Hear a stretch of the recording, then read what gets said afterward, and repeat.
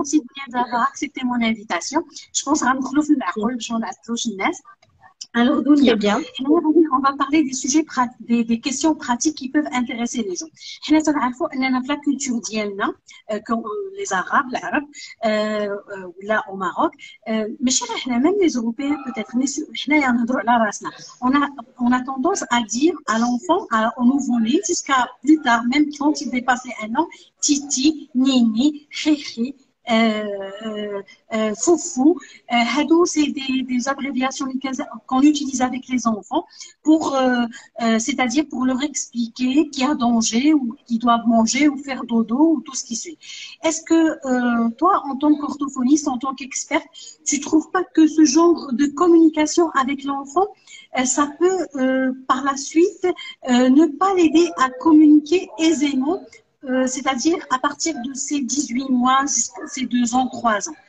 Lui parler comme ça par signaux, par abréviation.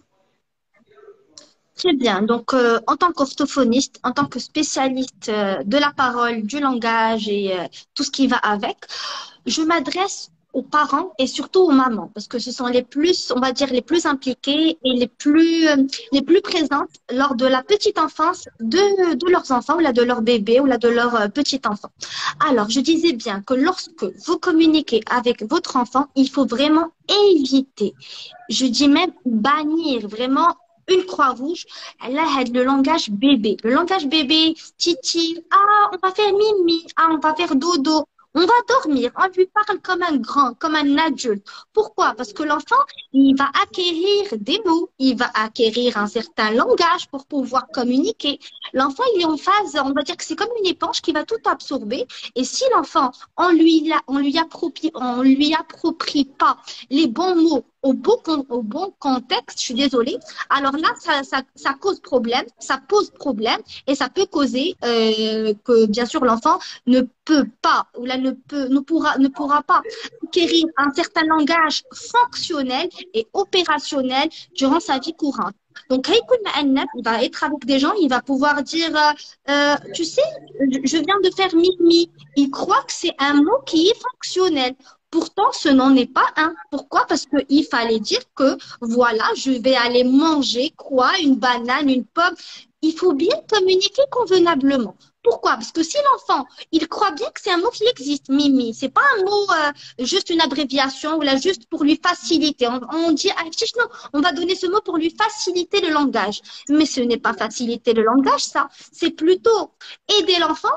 On va lui donner le bon mot pour qu'il puisse mieux communiquer, mieux acquérir un langage et surtout être compris et aussi se faire comprendre. Parce que grâce à ça, si par la suite, l'enfant ne développe pas un langage qui est fonctionnel, là, ça va causer problème. Là, ça va causer difficulté. Il y aura des troubles du langage par la suite qui vont peut-être se développer ou pas. L'enfant, lorsqu'il va communiquer avec autrui ou là, avec ses pairs en classe, dans les écoles et tout, avec ses camarades, avec ses cousins, peut-être qu'il sera source de moquerie. On va se moquer de lui. Regarde comment il parle toujours le langage bébé. Donc, le jargon, le langage bébé à éliminer, à bannir en tant que professionnel. À partir de quel âge? Très bien. Alors, très bien. Alors, juste pour, on va dire, résumer un petit peu le développement du langage. Quand est-ce qu'on essaye de parler? Quand est-ce qu'on arrive à dire nos premiers mots? Déjà, l'enfant, lorsqu'il est tout petit, on commence à avoir une certaine interaction avec lui. À 3 mois, il y a le sourire-réponse, le babillage, le beu-beu-beu, le heurou, les gazouillis. C'est super, c'est un babillage qui est, on va dire, universel pour tout le monde. Et par la suite, il y a des phases qui commencent à s'acquérir au fur et à mesure. Par exemple, à 8 mois, il y a l'attention conjointe qui commence à s'installer. Ça veut dire quoi l'attention conjointe? Ça veut dire le garçon ou mon enfant et moi, on va voir le même objet. Attention conjointe. Très bien. Par la suite, il y aura des choses qui vont s'acquérir. Vers l'âge de, on va dire, 1 an, normalement et en principe, un enfant typiquement qui se développe normalement et dans la phase qui est soi-disant normale, il va dire ses premiers mots. C'est en principe papa, à partir de 8 mois. Non, vers l'âge de 1 an, je dis. Vers l'âge de 1 an, d'accord. Très bien. Il y a des enfants qui peuvent être surstimuler, c'est-à-dire que parfois l'enfant va dire ses premiers mots même avant l'âge de 1 an. C'est tolérable, c'est bien, c'est tant mieux pour nous. Ça ne va être qu'en sa faveur, comme on dit. Et sinon, bien sûr, il faut toujours laisser une phase où l'enfant pourrait développer ses premiers mots, lui laisser l'occasion ou les occasions favorables pour pouvoir communiquer. C'est-à-dire qu'on ne doit pas mettre de barrières à toutes sortes de communication. C'est-à-dire que si l'enfant a l'intention de communiquer avec nous à travers, je ne sais pas, à travers un jouet, un sablier, donc là, on prend le jouet, ça sera un outil de communication avec notre enfant. Chaque jouet, ou là, chaque jeu, ou là, chaque objet qui l'intéresse, qui le rend source de motivation, source d'interaction, c'est une chose qui l'intéresse. Si on le lui enlève, il va commencer à pleurer, il fait des crises, il pique des crises. Donc là, ce sont, on va dire, comme des centres d'intérêt pour cet enfant.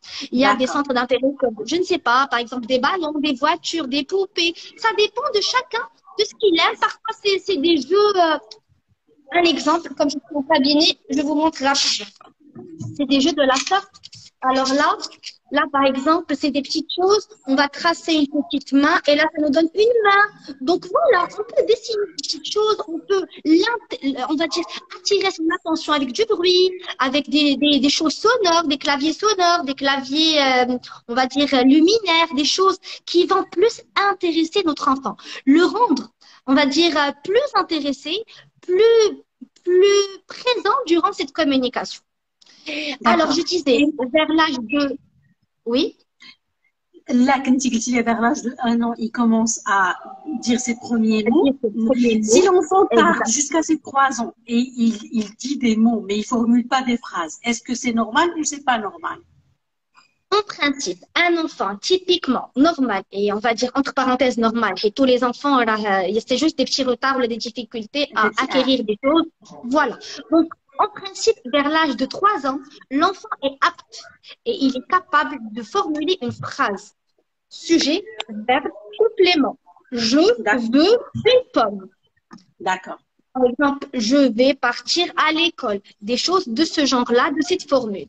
En principe, avant cet âge, on a le mot phrase. Maman Danone, maman biberon, maman lait. Donc, il y a la combinaison de 2 mots pour dire maman, je veux une banane, maman, je veux une pomme. Là, c'est une sorte d'abréviation. Au fur et à mesure, l'enfant va acquérir le je. C'est à l'âge de 3 ans que l'enfant va dire le je. Pour s'approprier, par exemple, je ne sais pas, il s'appelle Amine. Amine, donc je, c'est moi qui parle. Il parle de lui à la troisième personne du singulier, c'est ça. Parfois, on retrouve ça, là quand même, il faut commencer à corriger, c'est-à-dire que si on entend ça, on ne laisse pas passer. Parfois, on a des parents, on laisse passer des choses de ce genre. Non, il faut corriger, mais corriger d'une façon, on va dire, très délicate, très intelligente, très douce, voilà. Ah, tu voulais dire « je veux » parce que c'est toi qui parles. Peut-être on va mettre une certaine feuille, mettre son image à lui, une petite photo de lui, il y aurait le jeu, il va acquérir ça, il va visualiser ça, il y aura un repère visuel, ça va plus l'aider dans ce sens. Si l'enfant, à l'âge de 3 ans, il ne dit pas la phrase, on lui laisse quand même un écart de 5 mois, 6 mois pour qu'il puisse développer ses capacités langagières, avoir un certain langage fonctionnel où il pourra formuler des phrases. Et là, on incite les parents à pouvoir formuler des phrases. On ne va pas dire des phrases qui sont trop longues et ni trop courtes, mais des phrases toutes simples, compréhensibles, des phrases où l'enfant va exprimer ce qu'il veut avec une manière correcte et d'une manière adaptée à la situation aussi. Ok, j'ai compris. Donc, on lui laisse quand même l'enfant de 3 ans un écart de 6 mois, d'accord? Le temps qu'il, peut-être que son développement va prendre un peu de temps au niveau du langage, uniquement. Donc, peut-être que cet enfant n'a pas été assez stimulé, peut-être qu'il n'est pas allé très tôt à la crèche, peut-être qu'il n'y avait pas un environnement qui aidait. Donc, mais on lui laisse un certain temps. Okay. Parfois, il y a aussi un autre facteur qui rentre en jeu, c'est plutôt le facteur, on va dire, multilingue, parfois l'enfant est exposé à tellement de langues qu'il se Oui, perd. Parfois, il y a un mot qui revient en arabe, un autre oui, qui revient en anglais, un oui, autre qui oui. revient en français dans la même phrase. Mais c'est énorme pour l'enfant. C'est Comment énorme peut-on pour demander l'enfant. à l'enfant? C'est énorme, mais c'est énorme. Oui. C'est pour ça, lorsqu'on reçoit les parents, notre question en tant qu'orthophoniste, quelle est la langue parlée à la maison? Vous parlez quelle langue? Et bien sûr, il faudrait creuser pour connaître la langue maternelle, la langue mère aussi, pour qu'on puisse s'adapter au milieu ou à l'entourage où l'enfant a vécu. Parfois, c'est un enfant qui a vécu à l'étranger, en Russie, il parle russe, sa maman est aussi russe, son papa est marocain. Ah, tu sais, c'est un grand tralala, là, quand même, c'est une grosse équation. Il faut bien s'adapter à la situation, bien comprendre les choses pour mieux assimiler les choses à la bonne place. Donc, Dunia, les parents, Anna, je profite de ta présence aujourd'hui pour faire avec toi une consultation gratuite. Parce que j'ai mon fils de 3 ans qui parle, qui dit des mots, mais qui ne formule pas des phrases. Mais parce que c'est la génération Covid, donc le pauvre, il a été contraint à vivre presque tout seul. Il y a pas de gens comme il y avait avant, c'est-à-dire il n'est pas stimulé, il n'est pas rentré à la crèche très tôt comme son frère, par exemple. Donc ça a un petit. Il y a aussi le grand frère qui lui vole la parole. Donc ouais, il trouve qu'il n'y a aucune utilité de formuler des phrases puisque son frère répond à sa place. Donc comment par exemple, et ce n'est pas le seul. Attention, il est actuellement à la petite section, d'accord, petite section. Et les enfants de son âge, ils ont presque le même problème. D'ailleurs, la rentrée, c'était très difficile pour eux, pour tous ces enfants de cet âge-là, bizarrement. Donc, ils n'arrivent pas à s'adapter, ils n'arrêtent pas de pleurer en classe. Et مثلا هذوك les maîtresses أنا تنشوفهم je revois les maîtresses elles prennent l'enfant, elles ont un programme, elles veulent enchaîner direct. Donc, alors que ces enfants, peut-être, mais c'est des enfants quand même génération Covid, qui n'ont pas eu la chance de rencontrer pas mal de personnes, de voir les gens, d'être dans des anniversaires avec pas mal de monde, de rencontrer les grands, les petits. Ils étaient les pauvres, Fermé. tous, voilà, et fermés, voilà. Et du coup, c'est des enfants qui connaissent presque leur papa et leur maman, on va dire, maximum, si c'est pas leurs grands-parents. Donc ces maîtresses-là qui prennent cet enfant et qui sont programmées pour travailler avec l'enfant comme s'ils travaillaient avec les autres enfants des autres générations. Là, j'ai rencontré une petite fille qui est sortie en train de pleurer. Elle parle de tétoignir qdima. ديك التطوانية ولا maîtresse ما فهمتهاش elle est sortie chez l'administration pour leur dire appelez chez ses parents parce qu'on comprend pas ce qu'elle dit. Elle parle ni arabe ni français. C'est dur. Et elle dit que l'enfant mskina, elle pleurait. Parce qu'elle n'a pas été comprise, elle est frustrée, elle est dans sa petite bulle, elle n'a pas été comprise. C'est tout à fait normal. C'est légitime Voilà. de sa part, vous verrez. Alors là, pourquoi on ne va pas rencontrer les parents au préalable, avoir une idée par rapport à l'entourage où l'enfant a grandi, où l'enfant, parce que l'enfant, on va dire qu'il baigne dans un bain de langage, il est dans un bain de langage. فين كبر Voilà. هاد الوليد واش هضرنا معاه بالدارجه ولا en arabe ولا en anglais ولا en français parce que parfois des parents anglophones زعما واخا marocains Oui, on a des oui, parents oui, oui, anglophones. j'en ai vu. Oui, oui. Oui, moi aussi, j'ai des patients anglophones. Et voilà, il n'y a pas de mal à comprendre où l'enfant a grandi, où l'enfant a pu apprendre des choses et qu'est-ce qu'il maîtrise le plus et quelle est la langue de rééducation que les parents ont choisi et où l'enfant va se sentir bien avec l'orthophoniste, avec le thérapeute et où l'enfant peut progresser favorablement. Bien sûr, le consentement des parents, avec leur accord, on choisit ensemble, on discute pour pouvoir mieux comprendre quelle est la langue la plus adaptée. Donc là, c'est vraiment légitime. Il faudrait faire des réunions en début d'année pour comprendre chaque enfant sa plainte. Qu'est-ce qu'il a comme problème?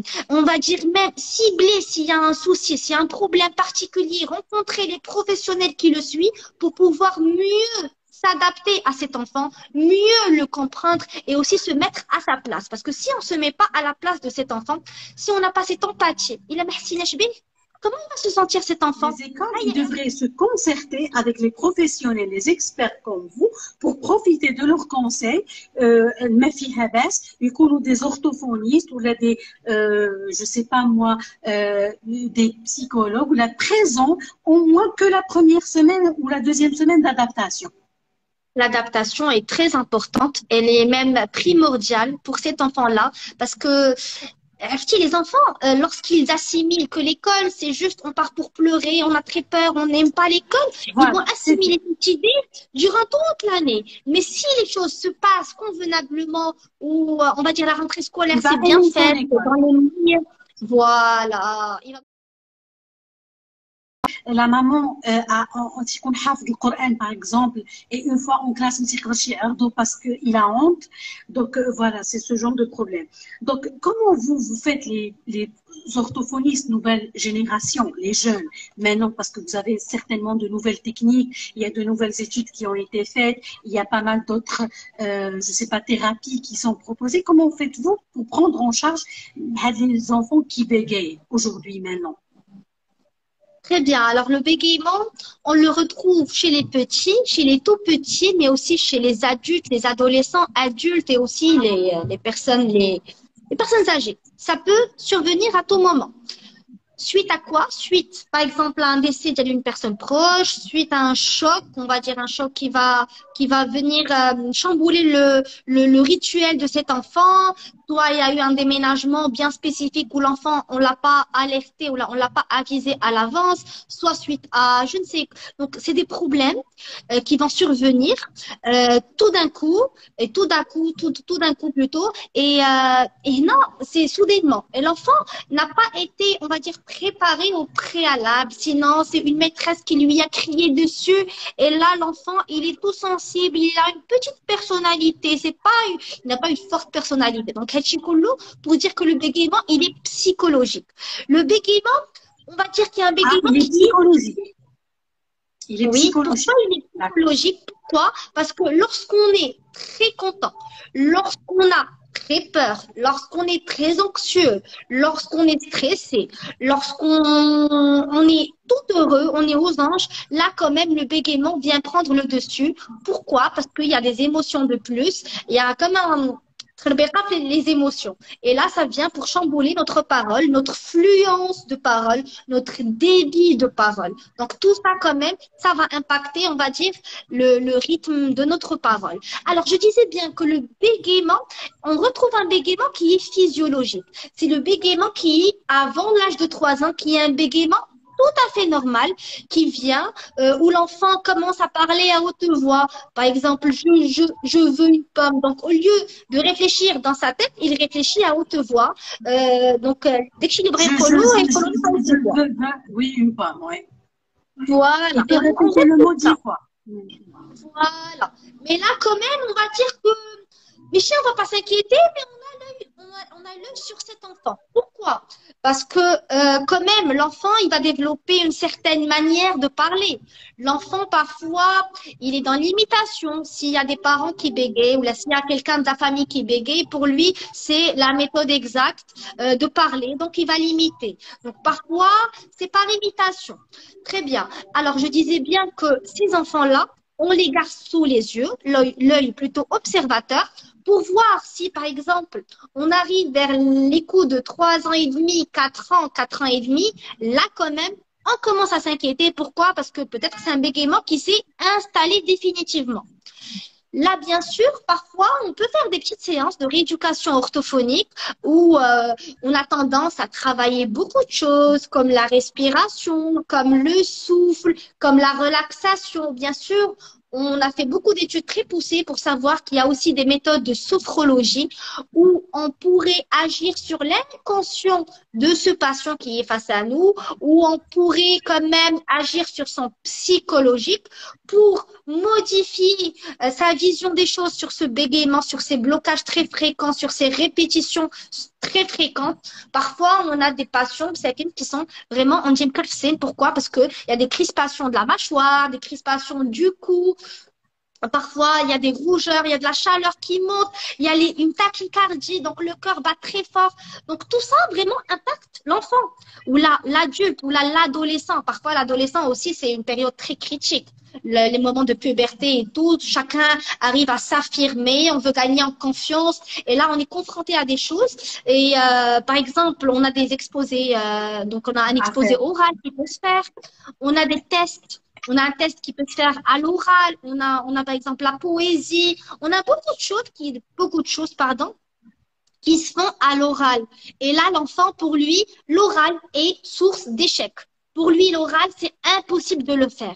Alors là, parfois, on a des enfants, on a des grands patients, des adolescents qui ont raté, je dis bien, des modules et des examens très importants dans leur vie à cause de ce bégaiement. Parce que ce bégaiement, on a c'est comme on dit, parce qu'on ne l'a pas pris très précocement, on a pris les choses au sérieux, on a laissé les choses aller à leur rythme, et là, quand même, ça s'est développé de plus en plus, et lorsque ça se développe, ça s'accentue.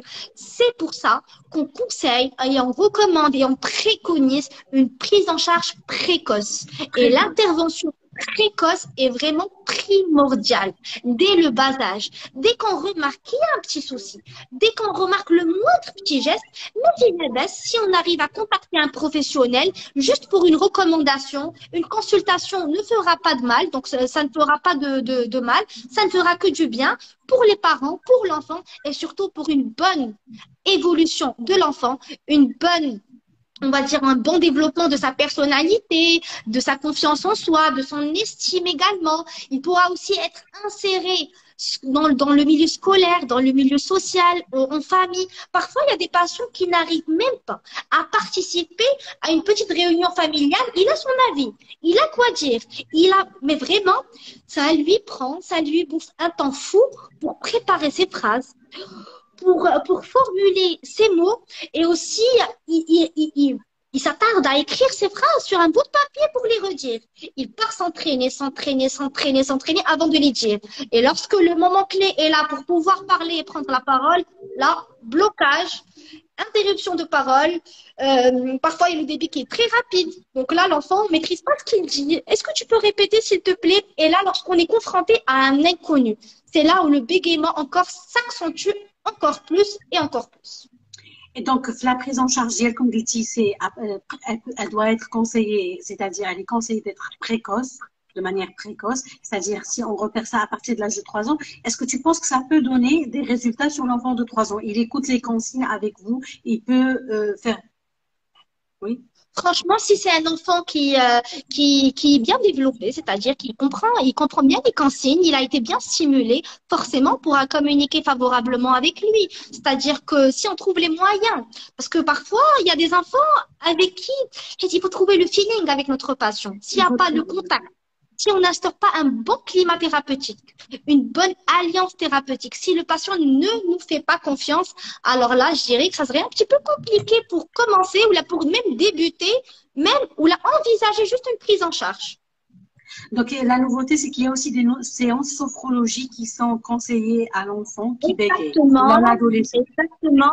Et il y a aussi la musicothérapie, l'art-thérapie. Franchement, de nos jours, on en parle très souvent. La musique ne peut qu'allier aux soins, ne peut être que source ou là, c'est comme un pilier de nos soins, d'une façon générale, que ce soit pour le langage, que ce soit pour formuler des phrases, que ce soit pour la compréhension, que ce soit pour faire des gestes en corrélation ou là en relation avec ce qu'on dit. Donc avoir un certain rythme aussi, une prosodie de parole, un certain rythme, comme j'ai dit, une certaine fluidité de parole. Là, on acquiert beaucoup de choses et il a été prouvé grâce à beaucoup de recherches que la musique, lorsqu'on chante, le patient ne va plus bégayer. Vraiment, c'est prouvé. Le chant,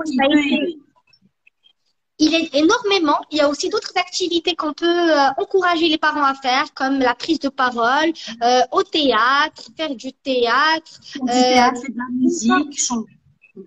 Faire de la musique, du théâtre. Voilà. Très bien. Et on peut aussi exprimer nos besoins grâce au dessin, avec de l'art. Donc là, on cherche ce que l'enfant finit. qu'est-ce qu'il aime, Voilà, c'est où super. l'enfant sera le plus à l'aise, où il va se sentir bien dans sa peau. Parce que parfois, le patient, il vient pour sa séance, il a un bégaiement, mais il vient anxieux. Et puis avec les transpirations, avec le bas, les battements de cœur, et là, on le voit, même s'il n'a pas voulu le dire, et là, on essaie de le mettre à l'aise. Et puis, on met tous les moyens pour le rendre le plus à l'aise possible. Que ce soit Donc, le avec les bégaiement, ce moyens n'est de pas bord, une fatalité. Ce n'est pas une fatalité, le c'est une bégaiement. fatalité, mais quand même, il faut prendre les choses au sérieux lorsqu'il le Il faut faut. prendre les choses au sérieux. Voilà, je Voilà, il faut comprends. faire la part des choses, comprendre les choses, prendre des avis, prendre des conseils aussi de professionnels. Il faudrait plutôt s'attarder sur la qualité du langage et non pas la quantité. C'est-à-dire que si l'enfant bégaye lorsqu'il va parler, on va pas venir pour finir ses phrases. On lui laisse le temps nécessaire pour exprimer ses besoins, lui laisser des pauses entre temps, lui laisser souffler, respirer et non pas lui dire ouais, respire bien avant de parler. Regarde comment tu bloques. Il sait très bien Ouais. qu'il bloque. Il sait très bien qu'il y a des grands blocages, des grandes répétitions. Ce n'est pas la peine de mettre le point dessus parce qu'il le sait très bien. Voilà. Au contraire, il faut l'encourager, le motiver pour parler et non pas pour arrêter cette combinaison ou là ce feedback ou là cette tentation de communication. Parce que même pour tenter de communiquer, vraiment, il n'y arrive même pas. Même pour prendre la parole, lever le doigt et dire une seule réponse, que ce soit même quitte à être juste un seul mot. Elle lâche pourquoi? Parce que parfois, je vous jure qu'on change les mots. C'est-à-dire qu'on fait une spécialité, par exemple, n'importe quelle spécialité, je vais dire orthophonie, on va pas dire orthophonie parce que c'est long, c'est compliqué, ça bloque. On sait très bien les mots où on bloque. On va choisir un autre mot, un petit peu, on va dire synonyme, similaire, pour éviter le mot en question. J'ai Alors, compris. Vous regardez leur donnez des astuces. Voilà. on donne des astuces, on travaille sur la relaxation parce qu'il faudrait vraiment relâcher tous les muscles comme il y a un certain tonus en hypertension, il y a des crispations, il y a des grosses douleurs que le patient donc il en souffre vraiment et on voit ça vraiment, ça se voit, c'est très visible. On travaille sur la relaxation aussi, sur la respiration. Parfois, il y a une respiration qui est inadaptée à la parole parce qu'il faut une certaine respiration bien adaptée pour pouvoir parler. Donc, que ce soit pour l'inspiration, expiration. Donc, on essaie de gérer le souffle pour pouvoir parler, tenir une phrase, tenir peut-être parfois un petit discours. Parfois, on a un oral à préparer, on a une soutenance à faire. On est en phase d'avoir notre diplôme. Et si on ne réussit pas, si on n'arrive pas à décrocher ce job ou là, ce boulot grâce à un entretien, donc comment on va faire? Donc là, on doit bien fixer les choses avec notre patient, savoir ce qui le dérange, connaître la cible ou la plainte de ce patient pour pouvoir y remédier, pour pouvoir y répondre et pour pouvoir résoudre le problème aussi. D'accord. OK. Donc, c'est un sujet très vaste, le bégaiement. Malheureusement, on peut pas. En fait, cet épisode, il est généraliste. On va essayer de parler des troubles, je précise, mineurs, pas des grands troubles, parce qu'il y a des troubles mineurs, il y a d'autres troubles qui sont beaucoup plus importants. Puisque c'est que le premier épisode avec toi, donc on va un petit peu parler des troubles mineurs. Il y a aussi d'autres troubles, le zozotement, le zézément, les aisements, où l'enfant il dit soufi, il a des comme peut-être quand il est petit, je peux les C'est mignon, parents, c'est mignon, oui, c'est tout mignon. Ça fait rigoler, ça nous fait rigoler. Il dit, Tigoul Asie, Tigoul je suis, je sais pas que, toi tu en as vu des troubles, je sais pas quel genre de troubles. Les zozotements, les cheveux sur la langue, le zisément, tout ça. C'est quoi la différence entre les termes? C'est quoi? Très bien. Alors là, on parle de trouble d'articulation. C'est un trouble qui va toucher, voilà, c'est un trouble qui va toucher plutôt les sons dont les mots. C'est plutôt, pardon, je précise, parce que là, il y a une grande différence entre retard de parole, signer retard de parole, c'est-à-dire pour dire chocolat, il va dire chotola. Donc, il va inverser ou substituer les sons dans le mot. Ou le trouble d'articulation, il arrive à prononcer le mot isolément, en isolé. Comment? Le zozotement, c'est le zézéiement aussi, c'est synonyme. Alors, je synonyme. disais que c'est un trouble de la parole, bien sûr. D'accord. Ça doit être soigné chez une orthophoniste. Donc, ça touche les sons s, ch, z, je, z. Voilà, c'est ça. Ce sont pardon. Ce sont des sons qui sont mal prononcés, mal articulés. On n'y arrive pas. Voilà, c'est dans ce sens. Le D'accord. zézéiement, par contre, le zézéiement, c'est un défaut de prononciation qui va plus. Donc, on va dire que l'enfant, il zézé. Parfois, c'est gênant. C'est voilà. Donc, c'est la même Malaise. chose, un petit peu. C'est voilà. Il Malaise du consiste. zézément. Comment? Comment le zézément, par exemple? Oui. Alors, là, pour me dire, par exemple, je veux, il va me dire veux, le ze. On va dire que c'est tout Le mignon. cheveu sur Oui, la langue, si on exactement. dit le cheveu Ça sur la langue. touche. Oui, ça touche plutôt le son s, ch, je et le z. Voilà, ça touche entre وهذوك اللي كيقولوا تيكونوا ميم انا جادوت كيقولوا Comment? ils disent ils mais ils la prononcent pas bien le T تيديروا ما كيبرونونسيوش مزيان ما عرفتش شنو هذاك لو تروبل حيت انا جي rencontré un adulte Oui. il تيدير le il le prononce pas bien تيدير واحد لو son بفمو المهم سي Alors, trop pour vraiment être clair, lorsque le son est mal prononcé dans le mot, c'est un retard de parole. d'accord. Voilà. Et lorsque isolément, c'est-à-dire bouhdou le son, c'est-à-dire pour me dire il n'y arrive pas. Alors là, c'est un trouble d'articulation. Voilà. D'accord. Donc, le zozotement et le zézément, ça se soigne chez l'orthophoniste. Exactement. On parle de stigmatisme. Je vais préciser des choses. On a le stigmatisme qui est interdental et le stigmatisme qui est adental. Le stigmatisme, pardon, interdental, donc entre les dents. Donc, le bout, voilà, je vais expliquer. Le bout de la langue se met entre les dents, et on le voit lors de l'articulation d'un son bien particulier. Lorsque c'est adental, donc là, le bout de la langue, il se colle derrière les dents. Derrière les dents, du haut, bien sûr. Et là, au moment de la production des sons, lorsqu'on veut produire des phonèmes, là, voilà, on remarque un stigmatisme adental. Il y a aussi Ça se soigne pas chez le dentiste. Ça se soigne pas chez le dentiste. On va dire qu'il faut corriger toute imperfection ou toute, on va dire, malformation des dents, parce que les dents, bien sûr, elles participent également toutes on va dire, voilà, dans l'articulation. Elle est, parce qu'il y a une chose qui est très importante. Je vais injbidha maintenant. Alors, on donne à notre bébé la tétine. On lui donne on lui donne la tétine. Parfois, ça dure dans le temps. L'enfant n'arrive pas à faire ce sevrage, que ce soit progressif ou brutal. Et là, quand même, l'enfant s'y habitue. Lorsqu'il s'y habitue, parfois, la langue, elle commence à pousser à des incisives supérieures. Voilà, les deux premières dents. Ça commence à pousser. Là, quand même, ça va déformer les dents. Ça va laisser la langue pousser les dents. Ça va faire une déformation.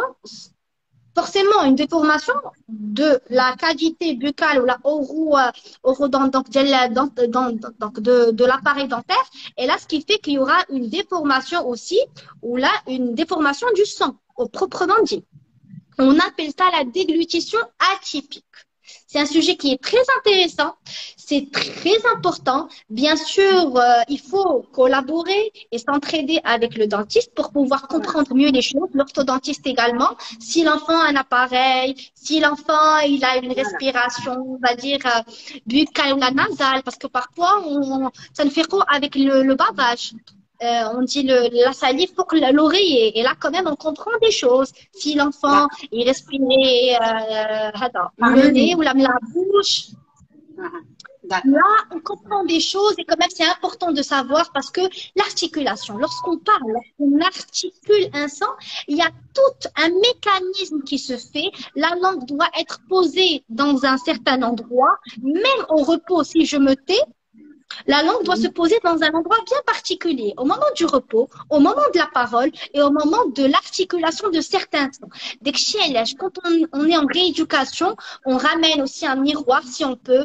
On a une abaisse-langue pour pouvoir diriger ou la gérer la langue, ou là on fait des massages de la langue pour pouvoir gérer des choses et corriger des choses et savoir ce qu'il faut et ce qu'il ne faut pas. Et, pardon. Et bien sûr, il faudrait bien connaître parfois, mais si parfois, mais connaître le mode et le lieu d'articulation de chaque son. Chaque son, le lieu d'articulation dialogue et le mode Nintoma d'articulation. تتعرفوها les Pour lui, orthophonistes? bien sûr, on a étudié, on a fait de la phonétique, on a étudié vraiment des études très poussées sur ça pour D'accord. comprendre que ce soit بالعربية, que ce soit en français aussi. Donc vraiment, il faut D'accord. bien cibler et mettre le point sur la difficulté pour pouvoir mieux la corriger et mieux venir en aide Une à cet meilleure prise enfant. en charge. Donc, ce qu'on retient de là, c'est que des petits troubles, ils peuvent être pris en charge par l'orthophoniste et en même temps, l'orthophoniste, il peut envoyer chez le dentiste s'il trouve qu'il y a un problème. Voilà, donc d'ailleurs, je souligne que lors un épisode, Dr Sharafi Aziz, le dentiste, que j'avais invité lors du, je pense, cinquième épisode ou quatrième, il nous avait parlé de l'importance des dents parce que je lui avais posé la question, c'est quoi l'utilité des dents et de la langue? Ou Galia, ça sert à la bonne articulation. Donc, s'il y a des dents mal placées ou là, la langue, c'est-à-dire qui est mal positionnée, il y aura un problème d'articulation. Donc, le dentiste peut intervenir dans ce genre de cas, bien sûr, avec l'orthophoniste, bien évidemment. Tout à fait. Tout à fait. Donc, faire des formations dans ce genre de déglutition atypique, on parle de troubles de déglutition. C'est pas ça. Troubles de déglutition, c'est plutôt الناس الكبار اللي ما تيقدروش يبلعوا, ils font des fausses أيه. routes, que ce soit au liquide, au solide, au semi-liquide. Là, c'est autre chose. C'est un autre. Là, je parle de déglutition, mais atypique. C'est un autre volet. C'est vraiment des formations de plus qu'il faut faire pour pouvoir mieux Donc, prendre en toi, charge. tu es spécialisée dans ça. Oui, tout à fait. Durant mon master, j'ai pu avoir des formations concernant la déglutition atypique. Tabarakallah alayk. J'ai fait d'ailleurs un live très intéressant, je crois, il y a 1 an et demi de cela, avec docteur Salman Hlo, qui est dentiste, très connu. Et là, on a pu évoquer vraiment le sujet qui a été très bien détaillé, avec beaucoup de questions venant d'une spécialiste, d'une dentiste. Et là, c'était aussi du volet orthophonique, comment l'orthophonie ou l'orthophoniste peut aider ses enfants avec la déglutition atypique. C'était vraiment super intéressant. Très bien, c'est un peu hors sujet, mais on va répondre à la question. C'est pas hors sujet, on a parlé tout à l'heure du bégaiement. Il y a une dame qui nous dit quand prendre au sérieux le bégaiement chez l'enfant. Qui nous dit à partir de 3 ans, c'est ça. J'ai dit que donc, 3 ans, c'est un bégaiement, c'est-à-dire 3 ans et moins, c'est plutôt un bégaiement qui est physiologique. Ça veut dire que c'est un bégaiement qui a tendance normalement à disparaître avec le temps. Donc, il doit disparaître, en principe. Et si c'est au-delà de 3 ans et demi, 4 ans, on est en phase de progression en âge, là, quand même, prenez les choses au sérieux. D'accord, ok. Mais même à l'âge de 3 ans, comme j'ai dit, je suis désolée, je vais vous interrompre. Même à l'âge de 3 ans, on garde l'œil observateur. Mais si ça fait là, l'enfant met un doualo. Il y a des petites choses qu'on remarque. Il faut être quand même observateur, avoir l'œil critique. Mais aussi garder les choses pour soi, ou la prendre un avis, ou la faire une petite consultation pour gérer. Si on peut faire des séances même à l'avance, ben pourquoi pas? Ça ne va faire que du bien, comme j'ai dit. Justement. Donc, voilà, le bégaiement, maintenant, si on veut être plus pratique, les troubles comme le bégaiement, il nécessite normalement combien de séances? Alors là, franchement, c'est une question très délicate. Pourquoi? Parce que, comme je dis aux parents, on n'a pas la baguette magique. On n'est pas là à dire, voilà, 10 séances et le problème est réglé. Mais les problèmes de 10 séances, le problème n'est pas réglé. Franchement, on est clair et net. Il faut être bien avec les parents, bien clair et bien précis, et bien choisir nos mots. Alors, j'explique bien qu'on va passer un bilan orthophonique pour pouvoir évaluer les déficits, ce que l'enfant a comme acquis, ce qu'il n'a pas comme acquis, ce qu'on va travailler pour pouvoir mieux renforcer ses capacités langagières. Bien sûr, on travaille sur les points forts de l'enfant pour rééduquer ses points faibles. C'est vraiment une phrase clé. Mais aussi, il faut bien savoir que l'enfant, il vient pour nous faire confiance. Il vient pour avoir, ou là, les parents viennent pour un certain résultat. Ils viennent pas comme ça au hasard. Voilà. Donc, c'est des choses quand même très délicates, très poussées. C'est pour ça qu'il faut vraiment être clair. Comment? C'est-à-dire que lorsqu'on va passer un bilan orthophonique, on évalue aussi le degré de sévérité du trouble. Ça veut dire, est-ce que c'est un petit peu léger? Ça va se régler? Ou là, c'est un petit peu moyen? Si ça nécessite une séance par semaine, ou là, 2 séances, quitte à avoir 3 séances, 4 séances, ou ça dépend du degré de sévérité du trouble. Pourquoi? Parce que parfois, les parents disent, ah, l'orthophoniste n'a pas fait son rôle. Non, je vois pas d'évolution. Parfois, ce n'est pas dû à l'orthophoniste, c'est dû à des choses qui viennent entraver la rééducation. Il y avait des vacances, l'enfant n'est pas venu. Tu es en train d'expliquer. Voilà. L'enfant n'est pas venu en séance, c'était l'été, il y avait les vacances, parfois, il y a une interruption de 2 mois et demi d'été. C'est quand même coûteux en temps. Écoutez, on est bon. Et parfois, on peut revenir au point de départ. Il faut tout refaire, restimuler. Ce n'est pas parce que l'enfant n'a pas acquis. Il avait acquis des choses, mais c'est normal, il va oublier avec le temps. Alors, il va nécessiter des séances supplémentaires. Il va nécessiter des séances supplémentaires. Parfois, c'est juste des petits rappels, des petits entraînements, et là, ça revient. Toutes les techniques reviennent, toutes les stratégies reviennent. Il faut juste savoir comment s'y prendre, avoir les outils, les moyens nécessaires pour le faire. Alors, je disais pour le nombre de séances, franchement, il faut jamais se prononcer. Je ne vais pas dire, voilà, telle séance. C'est vrai que le médecin nous recommande, voilà, 20 séances renouvelables. On ne va pas faire comme les gens qui font les cures minceurs. En 6 séances, vous perdez 20 kilos. Pas du tout. Attention. C'est vrai que c'est une question qui revient toujours durant les consultations. Madame Dunia, combien ça va durer, s'il vous plaît? Non, madame, je ne peux pas savoir. Je ne peux pas me prononcer maintenant. Mais je vous jure que dès qu'on commence, il y a de l'évolution. Donc là, la maman, c'est comme si les parents, le papa, il est plus zen, serein. Tranquille. Il est plus serein. Voilà, plus serein. Parce qu'il a vu comme quoi l'enfant, il est bien, il évolue, il y a du changement. Donc ça va, on commence à faire confiance. Indirectement. Super. La séance, elle dure combien de temps? En principe, une séance de rééducation orthophonique dure 30 minutes. Parfois, on peut aller 45 minutes. Ça dépend de l'enfant, du trouble, s'il est coopérant ou pas. Ça dépend du degré de sévérité aussi. Parfois, parce qu'un enfant, combien il tient en attention. En principe, des études ont été faites où ça a été prouvé que l'enfant tient en principe, et vraiment avec des recherches, 20 minutes. 20 minutes, il est avec nous. Il est vraiment avec nous, totalement. À 100%. Quand on commence à rajouter des choses, quand même, il faut aller tout doucement, mais sûrement. Comment? Donc, on choisit des choses ludiques, des choses amusantes, où l'enfant se sent bien, mais en travaillant aussi. On répond à des objectifs thérapeutiques. C'est jouer à deux. C'est jouer à deux. Il est là pour jouer, mais en même temps, on travaille. Alors, il sait très bien ça. Il sait bien que l'orthophoniste, il sait très bien que l'orthophoniste, voilà ce qu'elle fait, voilà ce qu'elle fait, voilà ce qu'elle fait. On se présente au préalable à l'avance. L'enfant sait très bien pourquoi il vient, pour mieux lire, pour mieux écrire, pour avoir de meilleures notes. Il sait très bien pourquoi il vient chez l'orthophoniste. Parfois même, il partage ça avec ses camarades. Tu sais, je suis suivie chez l'orthophoniste, elle m'aide beaucoup, voilà ce que je fais. Pour lui, c'est des accomplissements qu'il réalise. Il gagne en confiance. Il gagne même en responsabilité, en autonomie, en maturité, dans ses apprentissages scolaires. C'est un soutien en plus. Exactement.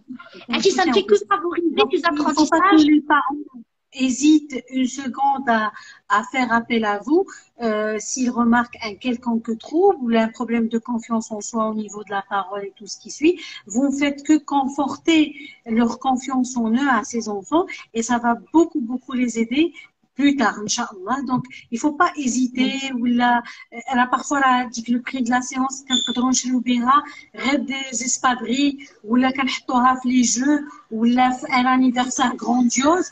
Donc, il vaut mieux les investir. On va faire comme les Américains qui vous disent investissez en vous, n'investissez pas ailleurs. C'est-à-dire, il faut investir l'enfant, son savoir, son développement, et non pas dans ses vêtements ou son anniversaire ou les salles de jeu ou je sais pas quoi d'autre. Donc, il faut investir dans, je suppose qu'il faut investir dans le développement de l'enfant.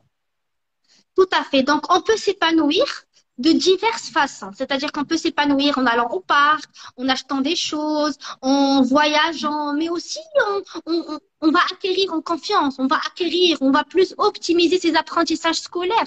Ça va plus le rendre plus apte et plus capable de faire des choses. Parce que parfois, on vient en séance, non, Dounia, j'arrive pas à faire ça. Franchement, c'est très difficile. Même en termes de bilan.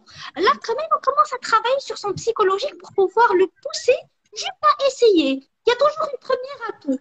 Anna, je te dis tout ça parce que je te dis tout ça parce que les parents, ils sont beaucoup plus, les parents d'aujourd'hui, ils sont beaucoup plus axés sur le paraître que sur l'être. Donc le paraître, c'est que l'enfant soit habillé en vêtements signés, soit, je sais pas moi, que je fasse les choses des grands, qu'il ait des produits de grands, un téléphone portable, qu'il y ait un grand, un cartable signé, des anniversaires de luxe. Ça, c'est le paraître. Alors que l'être, on oublie parfois le développement de cet enfant. Parfois, cet enfant est obèse. Parfois, il est en surpoids, on ne fait pas attention à lui. L'essentiel, c'est qu'il porte des chaussures signées. L'essentiel, c'est qu'il a fait un anniversaire grandiose. Donc, chers parents, merci de faire attention à l'être de votre enfant, à ses émotions, à son bien-être. D'où l'importance de ces lives qu'on est en train de faire aujourd'hui et avant. C'est que avec tout ce qui est matériel, moi, je suppose c'est important en quelque sorte, mais je préfère, si j'avais à choisir entre investir un anniversaire grandiose pour mon fils et qu'il aille faire ses soins chez l'orthophoniste. Donc, je préfère qu'il aille chez son orthophoniste parce que je vais investir en son avenir. Exactement. Ça, c'était juste une petite remarque parce que vraiment, avec ces réseaux sociaux, on voit des enfants, des petits avec des marques de luxe, avec des produits de luxe, là, les anniversaires, le fouhan et tout ce qui suit. Les parents, ils investissent leur enfants. Voilà. Faut faire la part des choses. Comment établissez-vous, il y a une question, comment établissez-vous le plan thérapeutique pour la rééducation? La rééducation de quoi? En fait, c'est très vague comme question. Pourquoi?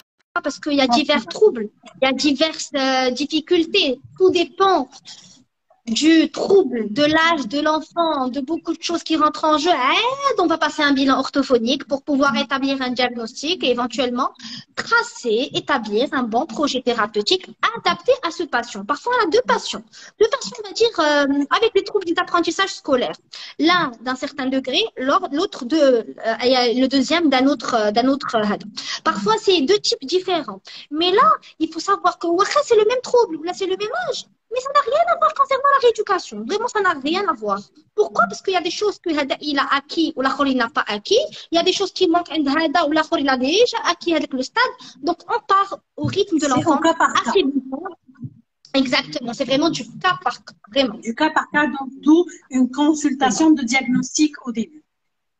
Exactement. C'est comme chez le médecin. On ne peut pas lui dire qu'est-ce que vous me proposez pour que je puisse tomber enceinte. Il faut aller chez lui, faire l'échographie.